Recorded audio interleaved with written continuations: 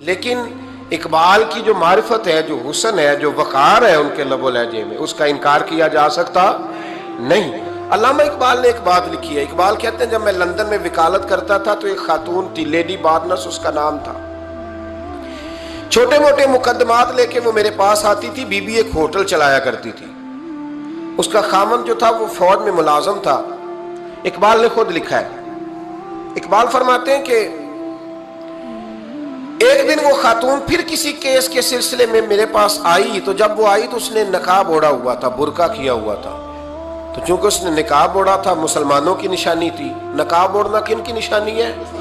اللہ آپ کو خوش رکھے۔ تو کہتے ہیں وہ نشانی چونکہ اہل اسلام کی تھی تو مجھے تجسس ہوا۔ میں نے کہا لیڈی خیریت ہے؟ میم صاحبہ یہ برقع پہنا ہوا ہے؟ تو کہنے لگی ہنس کے، اقبال مجھے پکا یقین تھا کہ آپ ضرور پوچھیں گے۔ تو میں نے کہا اچھا تو یہ برقع؟ تو کہنے لگی الحمدللہ میں مسلمان ہو گئی۔ تو میں نے فوراً کہا کہ آپ کا شوہر تو فوج میں ملازم ہے، فوجی کے لیے بدلنا اور پھر ملکی قانون اور یہ چیزیں۔ تو کہنے لگی اس نے مجھے کیا کہنا تھا، وہ خود کلمہ پڑھ گیا۔ تو کہتی ہیں میں اور متجسس ہوا، وہ کیس کی بات کرتی تو میرا تجسس بڑھ گیا۔ میں نے کہا تو کیس چھوڑ کے بتا کلمہ کیسے پڑھا؟ تو کہنے لگی اقبال اصل بات یہ ہے کہ میں نا بے اولاد تھی، خامد بھی بڑے اچھے پیسے کماتا، میں خود بھی ہوٹل چلاتی، پر ڈپریشن اور ٹینشن اور بلا وجہ کی پریشانیاں جان نہیں چھوڑ۔ یہ ٹینشن اور ڈپریشن کا نا مجھے عربی ترجمہ کوئی نہیں ملا۔ یہ ڈپریشن اور ٹینشن کا نا میں نے تلاش کیا ہے، لیکن مجھے عربی لغت کے اندر ان کے معنی مجھے لگتا ہے کہ اس زمانے میں یہ چیزیں تھی ہی نہیں، ہوتی تو ان کا کوئی نام بھی، یہ آج ہے نا تو اس لیے آج کے زمانے میں ہی نام ہے، مفت کا، مفت کی پریشانی۔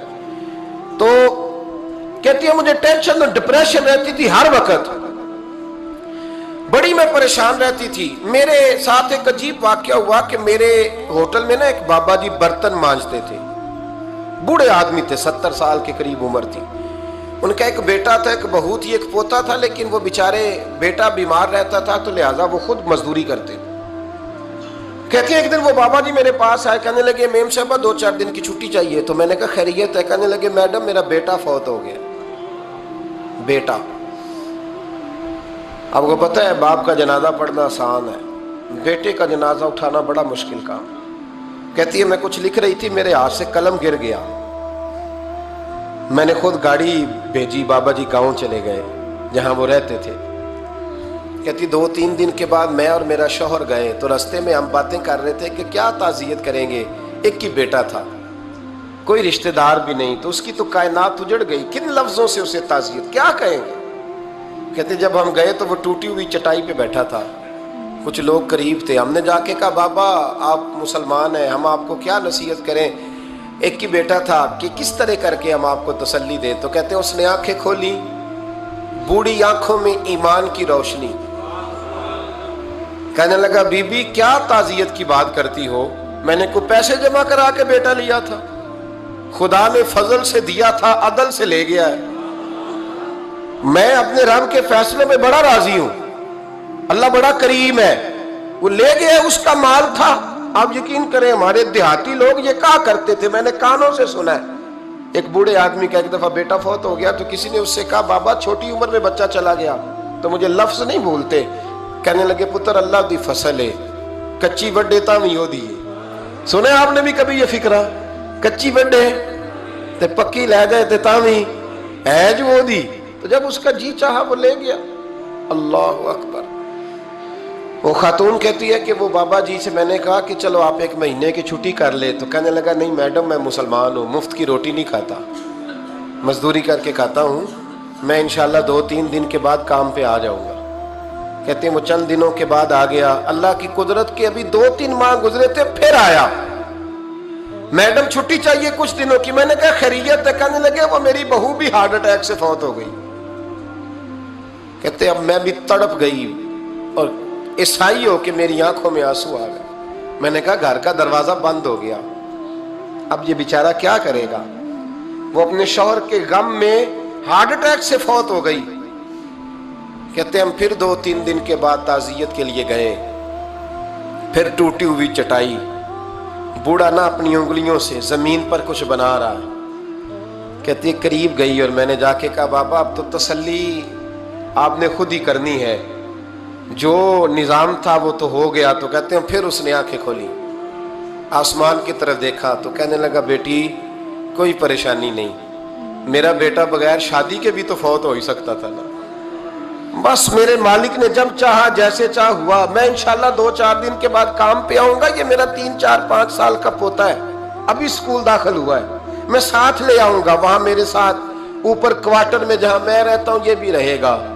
कहती है मैं सख्ते में आ गई उसकी कैफियत देख के, वो पोते को साथ ले आया।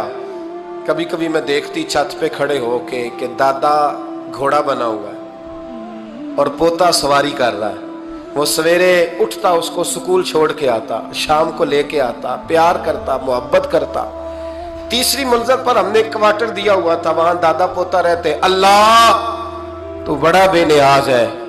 कहती है इकबाल एक दिन ना पोता ऊपर वाली मंजिल पे खेल रहा था, उसका पैर फिसला, वो गर्दन के बल जमीन पे गिरा। मुझे खबर हुई तो मैं दौड़ी, एम्बुलेंस मंगाई। खून से लिथड़े हुए उस बच्चे को दादे ने अपनी गोद में रखा। और जब हम अस्पताल की तरफ गए तो हॉस्पिटल बाद में आया, जनाबे इजराइल पहले आ गए और कहते हैं वो गोद में दम तोड़ गया। फिर दादे ने उसे अपने हाथों से गुस्ल दिया, फिर उसने अपने बूढ़े हाथों से कब्र खोदी और फिर मिट्टी डाल के कहने लगा इन्ना लिल्लाहि व इन्ना इलैहि राजिऊन। जे सोना ही मेरे दुख विच राजी, जे सोना ही मेरे दुख विच राजी। फिर सुख नु चुल्ले डावा। कहती वो मिट्टी डाली उसने और जब वो वापस पलटा तो मैं बाजू से थाम के होटल करीब लाई और मैंने उसके करीब कहा कि बाबा तू टूट गया है, तू बिखर गया है, मुझे महसूस होता है कि अब ना तेरी रातें और तेरी सुबहें और तेरी शामें गमों में गुजरेंगी। तो कहते हैं यूं उसने हाथ रखे और यूं आंसू छटक दिए। कहने लगा मैडम क्यों क्यों, मेरे अंदर कोई अकीदा नहीं, मैं कोई लवारस हूं, मेरा कोई रब नहीं, मैं क्यों परेशान रहूंगा, मैं तो पका हुआ फल हूं, थोड़े दिन गुजरेंगे कब्र में जाऊंगा और जब जन्नत में जाऊंगा तो अल्लाह मेरी बेटे से भी मुलाकात कराएगा, मेरे पोते से भी मुलाकात कराएगा, मेरा रब सारी मुलाकातें करा देगा। मैं अपने अल्लाह की रजा पे बड़ा राजी हूं। वो खातून कहती है मेरा और मेरे शौहर का कलेजा फटने लगा। मैंने कहा बाबा ये जज्बा कहां से मिलता है, ये सुकून कहां से आता है, ये कैफियत कैसे मिलती है। मुझे कहने लगा तूने लेनी है। मैंने कहा तो कहने लगा तू भी गुंबद खजरा वाले नबी का कलमा पढ़ जा।